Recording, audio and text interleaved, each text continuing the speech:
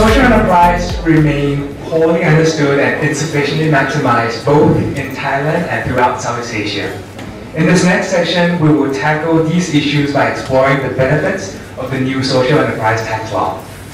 With experience from graduate Master of Laws in International Taxation from New York University, now a PhD candidate at National University of Singapore, please give a warm welcome to Khun Giraket Prathai.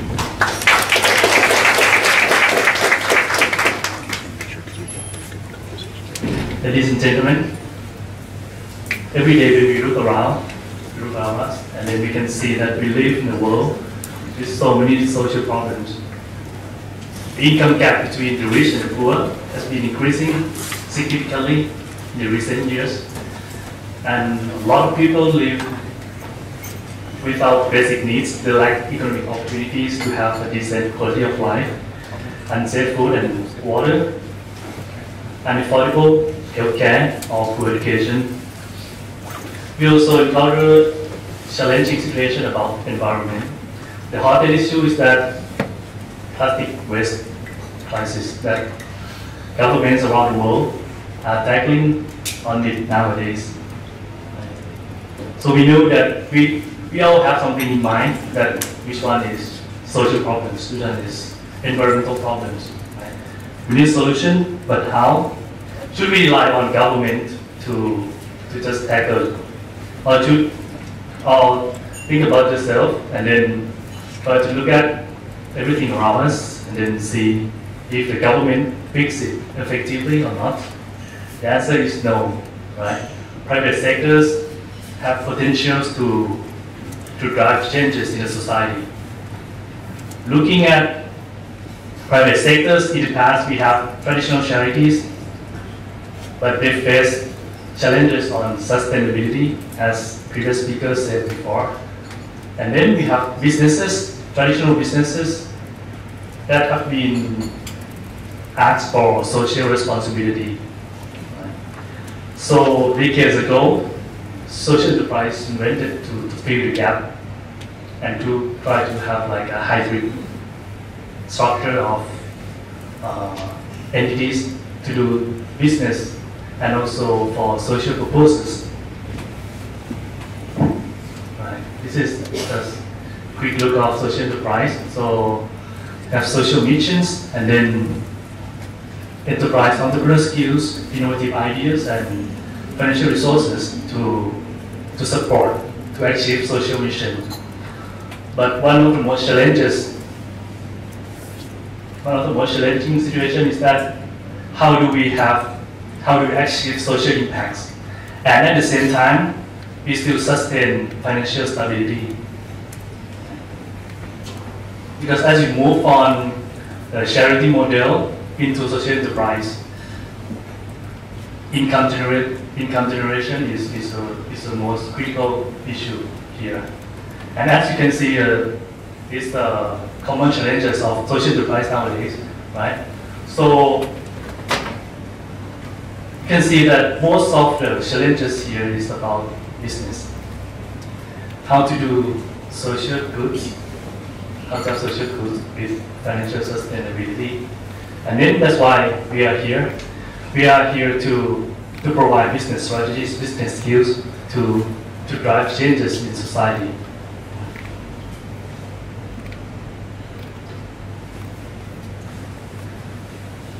Because government social enterprise provide some social services and public services, that's why government needs to support social enterprises.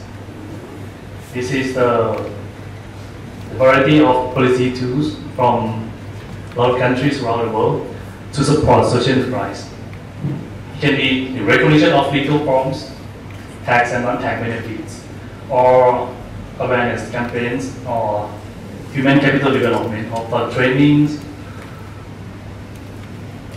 and for development program.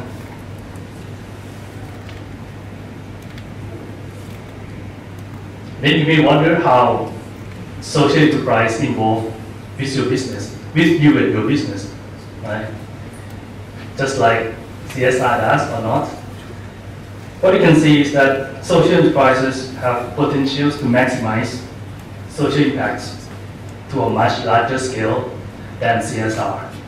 I can show you later some examples that how social enterprise can impact lots more people than CSR. And social enterprise also provide more meaningful and more sustainable solutions, as previous distinguished speakers said about it. So we look for sustainable solutions for social impacts through the core model of business from social enterprise to maximize the positive impact in our society.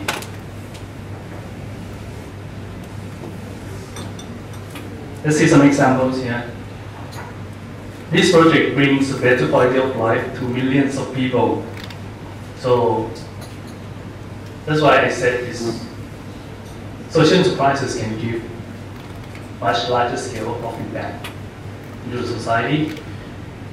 The Grameen Bank, the founder of Grameen Bank, got Nobel Prize in 2006, I think, to provide microcredit, like to help the poor to access to finance without being exploited by loan sharks or informal debt.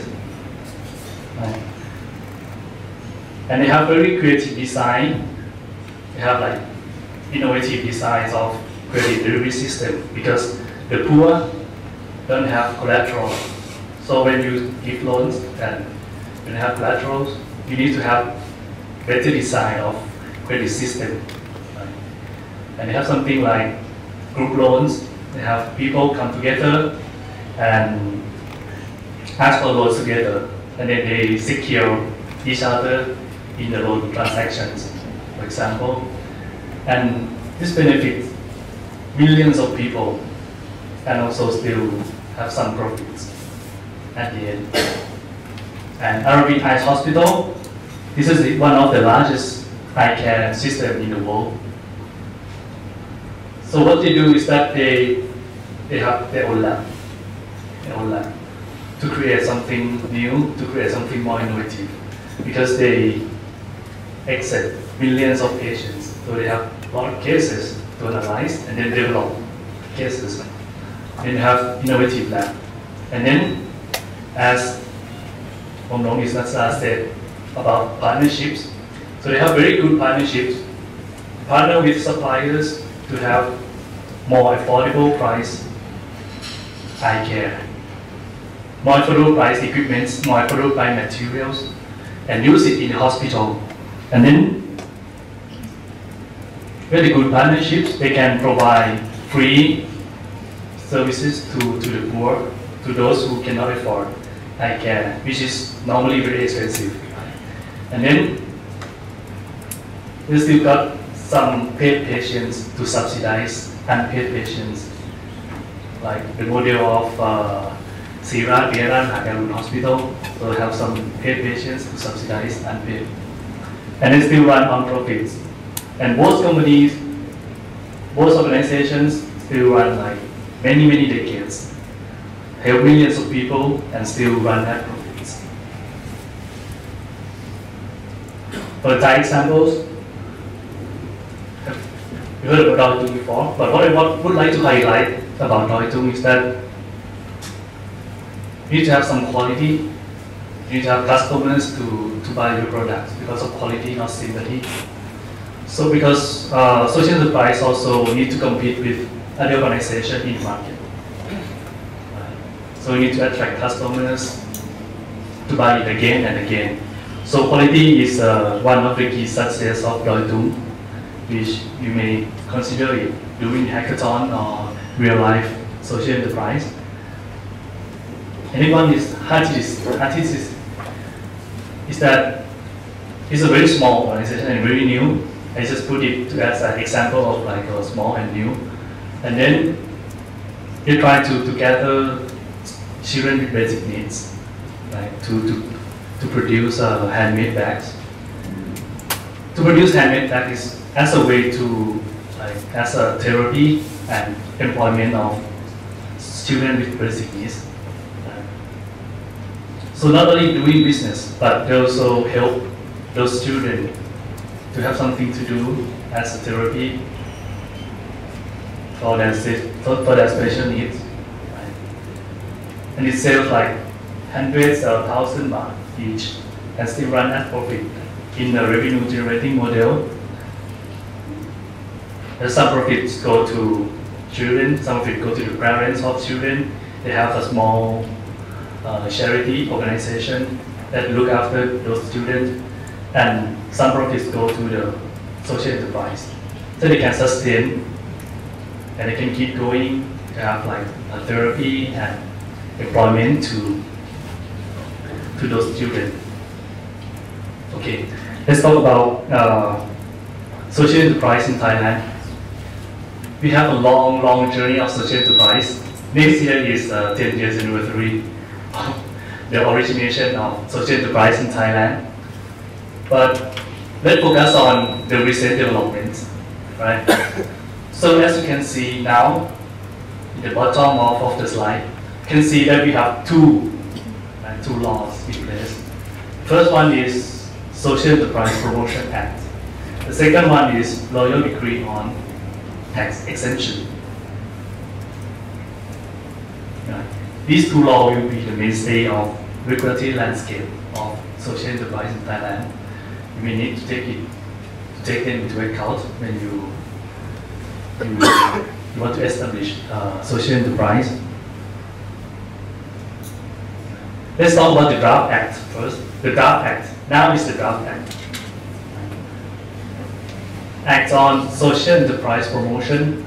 So the goal is that for the growth. So the government expects expansion of social enterprise from hundreds nowadays to 10,000 in 10 years. And then also competitiveness, because as I said before, right, social enterprises also compete with any other kinds of enterprises in the market to attract customers. Right. So we need to support them. The government needs to support them to produce good quality, to have good management, to grow and to sustain.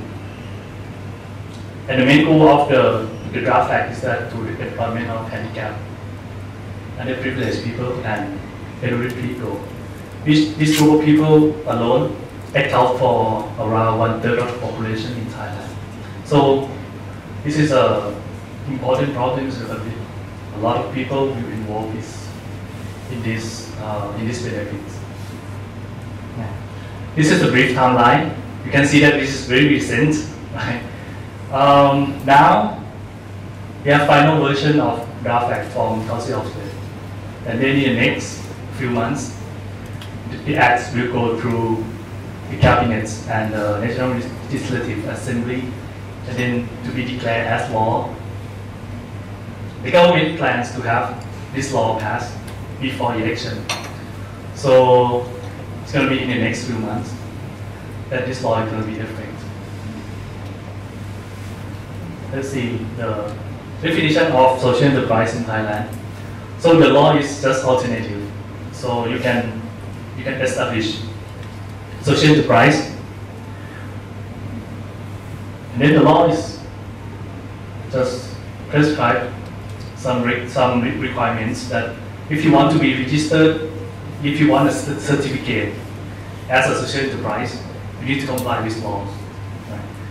The first thing is that you need to be juristic persons. You cannot be individuals as social enterprise. Juristic persons under Thai law only. Right. And the main purpose of your business, your enterprise, is that to promote employment and development in society, in environments, and in local communities, for example. And two key factors to be social enterprise, to be registered as social enterprise, that at least 50% of revenue must be derived from sales and services, not donations. So the main source of income of social enterprise must be derived from business, not donations.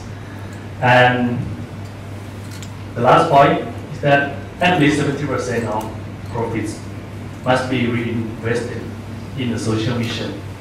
So the core purpose of the social enterprise should be social mission, environmental or local communities program, and the last sum of profit should be reinvested in those programs.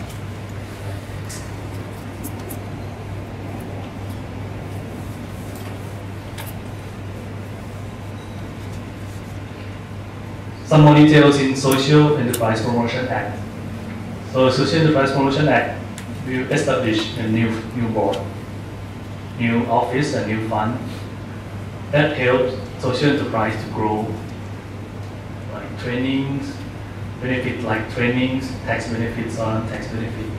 All available benefits will be linked to the organization of Social Enterprise Promotion Board and office. And also establish Social Enterprise Assembly for better collaboration and development. And also registration, rules on registration and governance and evaluation need to have like annual financial accounting report, for example. Let's talk about tax benefits. This is the applicable law, right? Say again, in the draft act, it's just a draft, which is expected to be law in the next few months. The draft Social Enterprise Promotion Act talks about registration requirement to be for you to have certificate as social enterprise. That certificate, you also use the certificate to receive benefits, either tax benefits or non-tax benefits. But first, you need social enterprise certificate first, right? This is a applicable law nowadays. For tax benefits, it depends on how you distribute your profits. Right?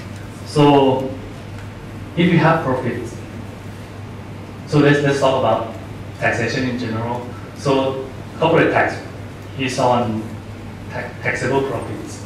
The profits of your company, right? The profit are from company revenue minus deduction minus allowances, right? And the rest is taxable profits. So you are taxed on taxable profits. So if you don't make profits from the company or the enterprise, you won't be taxed. Right? So tax benefit rely on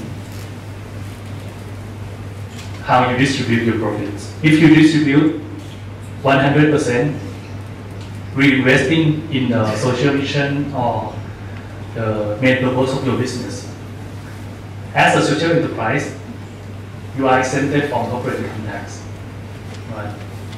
Doesn't matter how much profits you make, you'll be exempted from tax. Also, investors or donors that invest, like equity investing in your social enterprise, sacrifice money or properties to your enterprise. Those investors or donors, you have double deduction on capital expenditure. So you, for example, you spend 1 million baht to establish social enterprise. Those 1 million baht can deduct as 2 million baht from your company, right? So this picture, you need to identify social enterprise and investor and donors. Social enterprise is the one who receives money or properties, and investor and donors will get the bulk deduction on capex and donations. And then, as you can see, if you pay dividends,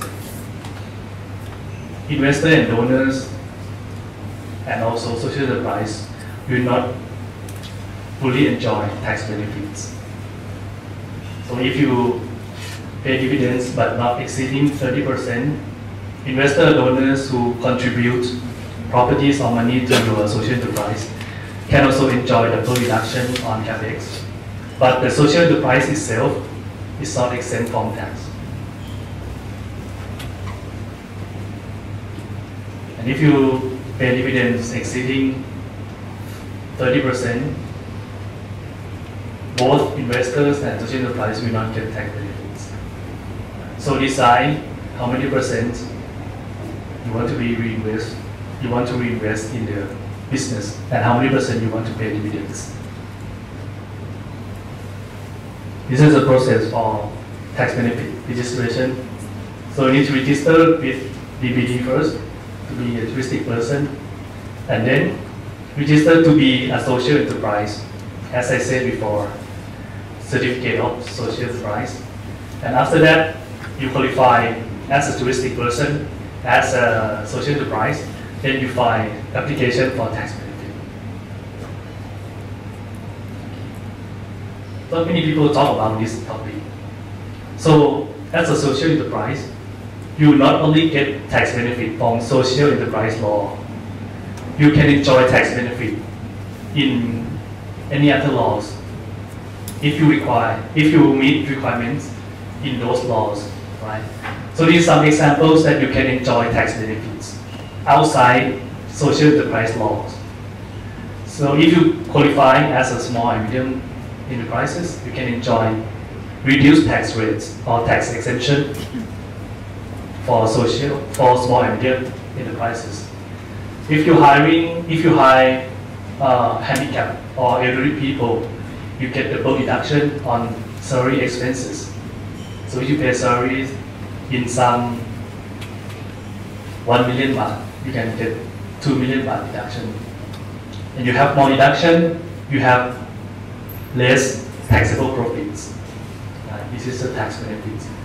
And you may also invest in special economic zones like Eastern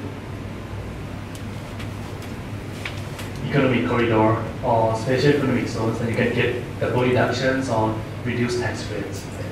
And then there are also some SE promotions in other laws that is still in consideration about public offerings, how to public share offerings, or public-private partnership to have more social enterprises to provide public services on behalf of the government. This is still under consideration. Let's talk about future of social enterprise. So now in Thailand, we are in growing stage of social enterprise policy framework, and lessons from many countries that in the mature state that it needs to be both bottom up, especially the bottom up and top down approach. So the top down approach is that the government tools need to be implemented to support the social enterprise. For example, how to promote social enterprise as a national policy, so that all the government organizations will come into play and support. Because there's a lot of aspects about social enterprise. It's not only Ministry of Commerce, it's about Ministry of Human Development and also, right? So if we level up social enterprise as a national policy, it's going to be helpful. And then to create alternative for funding also, and human capital development program, that the government should have more trainings, more programs to have the people more expertise in doing business. And also, like Mumrong Disnata said before, SE Thailand Association, we need more proposals and development from SE themselves to propose more like proposal developments, because they are in the industry, they know how to develop the industry, right? And we need more of that in Thailand, right? To gather together and then propose something, have a stronger voice to the government to drive the changes. This is key attribute for SE. So we need everyone to work together, institution to have training, research, business, like funding, expertise, especially business expertise is important to grow social enterprise, and government to have a regulatory and tax environment, friendly environment to grow the business. So we need to work together to get social enterprise successful. I like this one. So in the future, we need more social return on investment, or SROI, rather than just return on investment. So we focus on social return on investment more or equal to commercial returns. Maybe we can leave it to the politicians or government to do that.